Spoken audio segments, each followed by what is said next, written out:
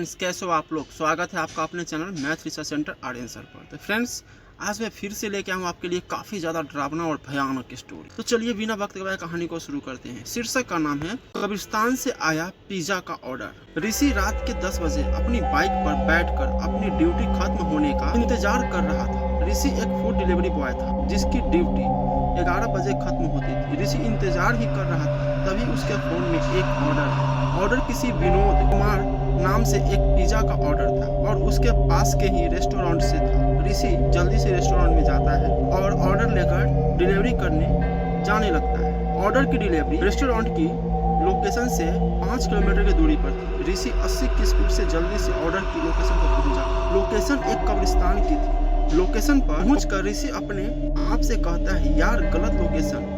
ये लोग ऑर्डर तो कर लेते हैं पर लोकेशन गलत डाल देते हैं। यही सब बोलते हुए ऋषि ऑर्डर के नीचे दिए नंबर पर कॉल करने लगता है। 1-2 ही रिंग में कॉल रिसीव हो जाता है। कॉल रिसीव होते ही ऋषि बोलता है, हेलो सर, मैं ऋषि आपका पिज्जा ऑर्डर लेकर आया हूँ। सर आप मुझे अपना सही एड्रेस बता दीजिए। वो सर, ये जीपीएस मुझे गलत लोकेशन पर ले आया है। ऋषि की बात सुनकर दूसरी ओर वाला आदमी बोलता है, आप अभी कहाँ हैं? ऋषि उस आदमी की बात का जवाब देता है, मैं अभी कब्रिस्तान के गेट के आगे हूँ। जीपीएस मुझे यहाँ ले आया है। ऋषि की बात सुनकर वो आदमी बोलता है, तुम बिल्कुल सही जगह पर हो। तुम कब्रिस्तान का गेट खोलकर अंदर आ जाओ, मैं अभी अंदर ही हूँ। यह सुनकर ऋषि को बड़ा अजीब लगता है और वो सोचता है, क्या पता ये आदमी कब्रिस्तान का चौकीदार हो, इसलिए तो इतनी रात को भी कब्रिस्तान के अंदर है। ऋषि ठीक है सर बोलकर फोन रख देता है। ऋषि यही सोच रहा था कि वो अंदर जाए या नहीं। ऋषि अपने आप से बोलता है, नहीं यार, मैं ऑर्डर कैंसिल नहीं कर सकता। ऑर्डर कैंसिल करा तो फालतू की पेनल्टी लग जाएगी। जितना आज काम करा है सब देना पड़ जाएगा। ऋषि न चाहते हुए भी कब्रिस्तान के अंदर जाने लगता है। ऋषि कब्रिस्तान के अंदर आ तो गया था पर उसे न जाने क्यों थोड़ा डर लग रहा था। कब्रिस्तान के अंदर आकर देखता तो उसे वहाँ कोई नहीं दिखता। ऋषि को जब अंदर कोई नहीं दिखता तो वो बोलता है, अरे यार, यह चौकीदार का कमरा कहाँ है? ऋषि यह पूछने के लिए उस आदमी को फोन करने लगता है। ऋषि जब उस आदमी को फोन करता है तो दूसरी ओर से आवाज आती है, आपके द्वारा डायल किया नंबर अमान्य है। ऋषि हैरानी के साथ बोलता है, ये कैसे हो सकता है? अभी तक तो इसी ही नंबर से बात हो रही थी और अब नंबर गलत बता रहा है। खैर छोड़ो, मुझे क्या, कंपनी में बोल देता हूँ सर, कस्टमर का नंबर नहीं लग रहा है और ऑर्डर कैंसिल हो जाएगा और फ्री का पिज्जा मिल जाएगा। ऋषि जैसे ही अपना फोन कंपनी में लगाने जा रहा था तभी उसका पैर किसी चीज से टकरा जाता है और वो नीचे गिर जाता है। ऋषि उठते हुए अपने फोन की टर्च जलाकर देखने की कोशिश करता है कि वो किस चीज से टकरा कर गिरा।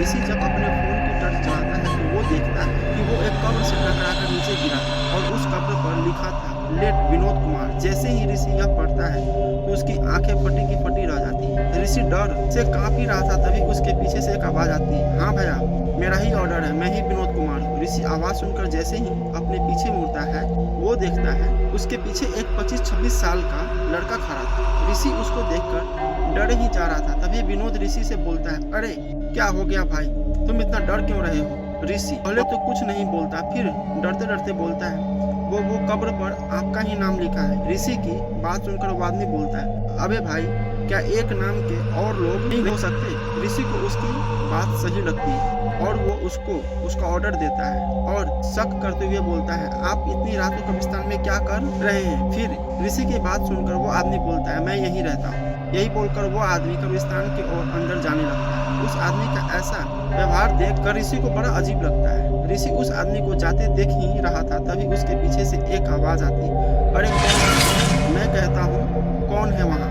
ऋषि आवाज सुनकर पीछे मुड़कर देखता है, वहाँ एक 60-65 साल का आदमी खड़ा था। उसके कपड़े देखकर लग रहा था वो वहाँ का चौकीदार। अरे कौन हो बेटा, तुम इतनी रात को इस कब्रिस्तान में क्या कर रहे हो? ऋषि उस आदमी की बात का जवाब देते हुए बोलता है, अंकल, मैं एक डिलीवरी बॉय हूँ और मैं यहाँ पिज्जा डिलीवरी करने ही आया था। ऋषि की बात सुनकर वो चौकीदार बड़ी हैरानी के साथ बोलता है, पिज्जा डिलीवरी करने पर किसको? ऋषि जवाब देता है, यहाँ जो दूसरे चौकीदार है ना, उनको। चौकीदार ऋषि की बात सुनकर अपनी आंखें बड़ी करते हुए बोलता है, दूसरा चौकीदार, अरे बेटा, यह कब्रिस्तान है, कोई बैंक नहीं जो 2-3 चौकीदार हो। यहाँ बस एक ही चौकीदार है, वो भी बस दिन के टाइम के लिए। वैसे उसने अपना नाम क्या बताया था? ऋषि झट से बोलता है विनोद कुमार। विनोद कुमार का नाम सुनकर वो आदमी बोलता है वो सामने देख रहे हो वो उसकी ही कब्र है और अब तुम यहाँ से जल्दी चले जाओ नहीं तो यहाँ कुछ भी हो सकता है। ऋषि उस आदमी की बात सुनकर बोलता है कुछ भी? अब आप कुछ भी बोलेंगे क्या अंकल? आज मैं ही मिला क्या आपको डराने के लिए? चौकीदार अपनी गंभीर आवाज में बोलता है क्या तुमने ये नहीं सोचा कि वो आदमी इतनी रात को कब्रिस्तान में क्या कर रहा है और वो अब कहाँ गया? ऋषि चौकीदार को अपने हाथ से इशारा करते हुए बोलता है वो उस ओर गया था, पता नहीं अब कहाँ चला गया। यही बोलकर जैसे ही ऋषि चौकीदार की ओर देखता है तो चौकीदार वहाँ नहीं। ऋषि डरते हुए बोलता है अरे ये अंकल कहाँ चले गए? अभी तो यही थे। ऋषि सब समझते देर नहीं करता और कब्रिस्तान के बाहर की ओर भागने लगता है। ऋषि जैसे ही कब्रिस्तान के गेट के पास पहुंचता है तो देखता है कब्रिस्तान के गेट में बाहर से ताला लगा था। ऋषि डरा हुआ तो पहले से ही था। तभी उसको और डराने के लिए उसके पीछे से एक आवाज आती है अरे बेटा तुम अभी तक।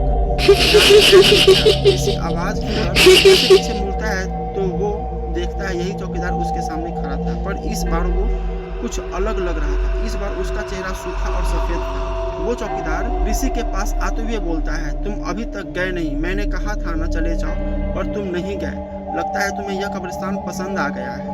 यही बोलते हुए वो चौकीदार ऋषि के पास आते जा रहा था। ऋषि का उस चौकीदार को पास आते देखकर ऋषि की सांसें रुकने सी लगी थी। वो चौकीदार जितना पास आते जा रहा था वो उतना ही भयानक होते जा रहा था। चौकीदार ऋषि के पास आकर बोलता है मैंने कहा था ना तुम यहाँ से चले जाओ पर तुम नहीं गए ना, चलो कोई नहीं, अब मैं तो तुम्हें कुछ नहीं करूँगा पर वो तुझे नहीं छोड़ेगी। ऋषि डरते हुए पूछता है कौन नहीं छोड़ेगी? चौकीदार ऋषि को उसके पीछे देखने का इशारा करता है। जैसे ही ऋषि अपने पीछे देखता है तो ऋषि को ऐसा लग रहा था जैसे उसका दिल अभी छाती फाड़ कर बाहर आ जाएगा, क्योंकि ऋषि के सामने कोमल खड़ी थी। कोमल को सामने देखकर ऋषि को सब समझ आ गया था उसके साथ यह सब क्यों हो रहा है। कोमल ऋषि की गर्लफ्रेंड थी जिसे ऋषि ने 1 साल पहले पिज्जा में जहर देकर मार दिया था और अब कोमल के हाथ में भी एक पिज्जा का बॉक्स था। कोमल वो पिज्जा का बॉक्स ऋषि के पास लाती है और बड़े प्यार से बोलती है ये लो ऋषि, मैं ये पिज्जा मैं खास तुम्हारे लिए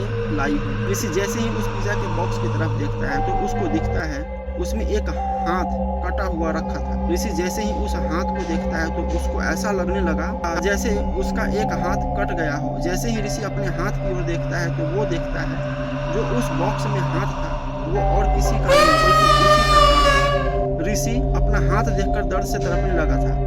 तभी कोमल अपनी डरावनी मुस्कान के साथ बोलती है इसे खाओ।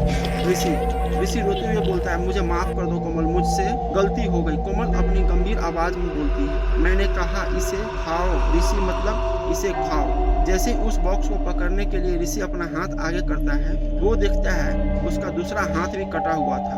ऋषि दर्द और डर से तड़पे जा रहा था और कोमल मुस्कुराते हुए ऋषि का दिल देखते ही देखते चाहती से निकाल लेती है। ऋषि ने अपने हाथों से कोमल को जहर दिया था तो उसने सबसे पहले ऋषि के हाथ काटा और फिर उसने कोमल को दिल के साथ खेला था, इसलिए कोमल ने उसका दिल ही निकाल लिया था। तो फ्रेंड्स कैसा लगा स्टोरी प्लीज़ कमेंट करके बताइए और हमारे चैनल को सब्सक्राइब जरूर कीजिए। मिलते हैं अगले स्टोरी में।